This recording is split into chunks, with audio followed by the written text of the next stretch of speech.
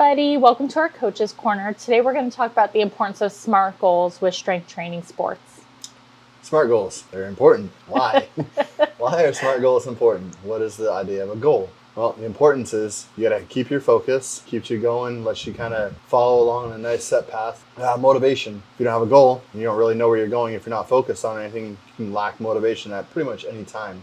It's going to kind of help give you that driving force to go. Then tracking your progress. Let your goals. How do you know that you're going towards what you originally wanted to do, or are you just kind of drifting around? Yeah, no, I think that's really important. I've seen a lot of athletes where they're like, I have no motivation anymore. I feel like I don't have a plan, and it really derails them, especially if they want to compete one day. So one of the things that we do are SMART goals. And I'm sure you guys have heard about that a lot, especially if you've worked with me. Everybody knows I'm a little bit fanatical about it. But so the SMART acronym is specific, measurable, attainable, relevant, and timely. What do you think about that? You can find all that on our website too. Don't forget that. You can. So when we use the SMART goals, we're going to use it in order to kind of break down our goals starting from top to bottom. Though once you've become pretty good at goal setting, you can go from bottom up, and you'll see what I mean here in a minute. Ryan, when was the last time you used goals? Yesterday. To do what? To set up I got a competition coming up, and I had certain goals in mind when I first started. Had a couple injuries, had to reassess those goals. Yeah. Had a couple mental breakdowns, had to reassess goals again.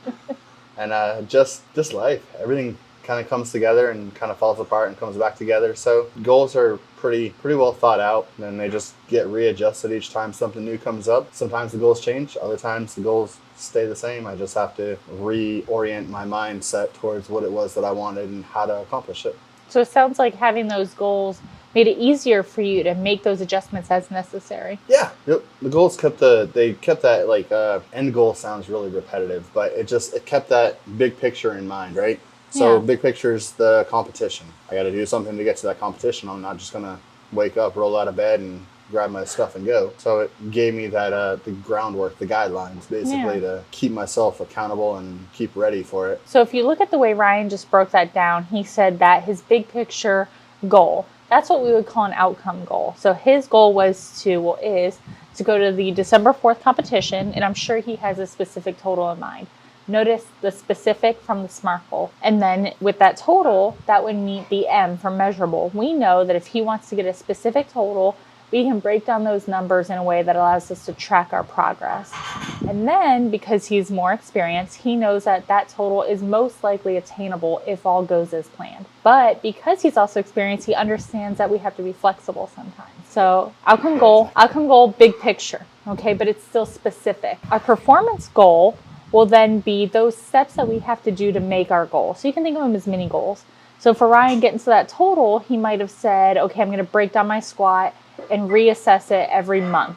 And by this month, each month, I want to have this much of a change to my 1 rep max, or however he wants to do it. But the performance goal is going to let us know that we are on track. So that's where that measurable really comes in handy. It also gives you a chance to tweak your program to make sure that you are reaching those, or you can work towards reaching those and then reassess your goals after you've gotten to that point. Exactly. No, Ryan's exactly right. And so that last part we call process goals. So we have the outcome goal, performance goal, and then we have process goals, which Ryan had said, to allow him to keep on track. So what you said? On track. So keeping on track are going to be things that we look at that we need to do to hit these performance and our outcome goal. So that might be following a specific program. That might be training how many days a week. It could be changing my nutrition, my sleep, water intake. And then we look at those barriers that might keep us from doing that and assess what we need to do to keep those from becoming an issue. And then once we can do that, then we can make sure our whole goal plan aligns. So does that outcome goal fit the performance goals, fit the process goal, and vice versa? So that's where the bottom up is.